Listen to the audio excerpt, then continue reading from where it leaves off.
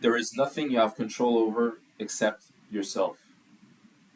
To give you an example, this banana is sort of brown, and I couldn't possibly control its color, but I can control my reaction to it.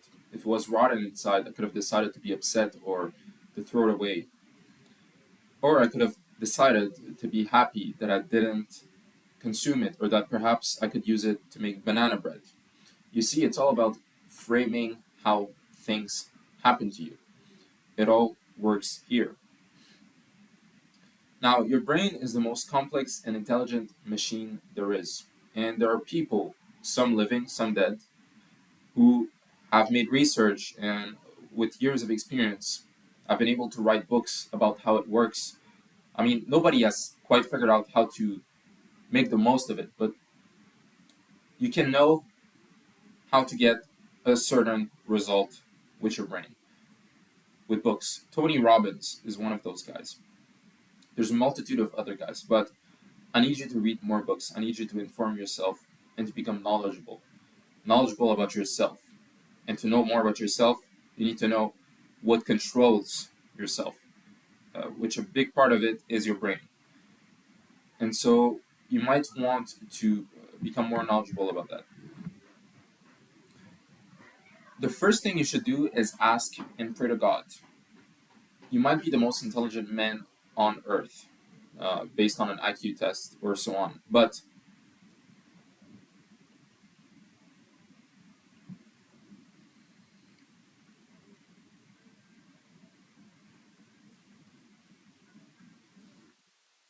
that doesn't mean that you're going to live a happy and successful life. I can definitely see myself as an intelligent man. I can definitely visualize myself being super intelligent and being a socially reject individual that doesn't know how to connect with people or get to his goals because he's just super socially awkward. But if you look at Elon Musk, which I believe he suffers from autism, um, he knew how to use humans to work for him. He knew how to leverage humans basically to get to his goals. And Elon Musk doesn't quite fit in with the example of praying to God. Uh, but what that will do is it will give you guidance. God will put you on the straight path. Because right now, you might be on a track which is not the right track for you to get your goals. So ask for guidance, and with His help, you'll get there. The second thing is make a plan to get financial freedom, to become more intelligent, and to win at life. Why financial freedom? Well, there's a lot of things in this life that without them would cause you misery. And most of these things cost money. I'm talking about raising children. I'm talking about having a decent place to live in. I'm talking about feeding yourself with some relatively healthy food. All these things cost money.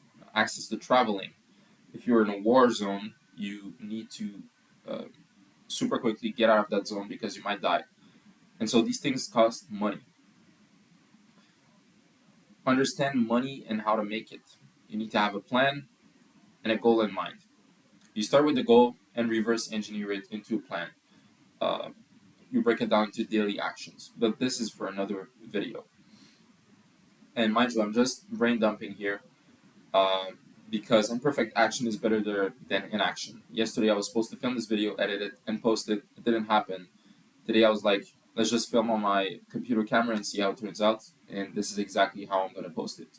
No cuts, no edits. So understand how people work and think and how to get what you want out of them. This might seem Machiavellian or manipulative, whatever you want to say. But when you go into a job interview, what are you trying to do? You're trying to get the person in front of you to hire you, which is what you want. So you're trying to manipulate the person in front of you into them putting you in a desired outcome. So know how the human works, how the brain works, how to manipulate people, how to be socially adept. 3. Take the actions you outlined from the plan you made and remain trusting of God's plan. You'll be surprised of what can happen to you if you work consistently towards a mission and ignore the possibility of failure.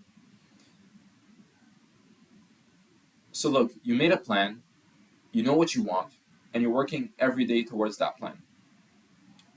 Obviously, some days will be downs because life is about ups and downs. So you'll get failure, you'll get rejection. It won't always be super positive. Make sure to turn negatives into positives, meaning, I got in a car crash. I am still breathing. That is a positive. God saved me from death. That is an opportunity for me to look at life in a different lens. Now that I understand the value of life, I will be more careful and hence more wise with my decisions. I might be, I might have a tendency to think more long term or short term. So these things are all just events that you have no control of. What you have control of is your emotions and how you perceive things, which is why I want to come back to the first point of this video. Understand how you work. And you won't get all the information you're looking for in a book. You'll have to find these things within yourself, and also within life experience. So don't spend all your day in a room like this. Go out once a day, try to meet new people, engage in conversations with strangers. Don't necessarily become friends with them, but try to at least go to bed with something new that you've learned today. And make a list of all the things you want to improve on. I'll make a list of all the things you want to improve on and how you can improve on them, and then do the work to improve on these things. And watch your life change. Not overnight, but with consistent action, it's impossible for you to fail. Remember, if you do the work on a long enough time frame, you'll get to the result. But you can't control when you'll die. So just remain faithful that God will give you enough time in this life for you to fulfill those dreams. And in the eventuality that you don't live long enough to see those dreams come to life, well, know that you did everything in your possible to make them happen. This is today's lesson, and I wish you a good day. Take action.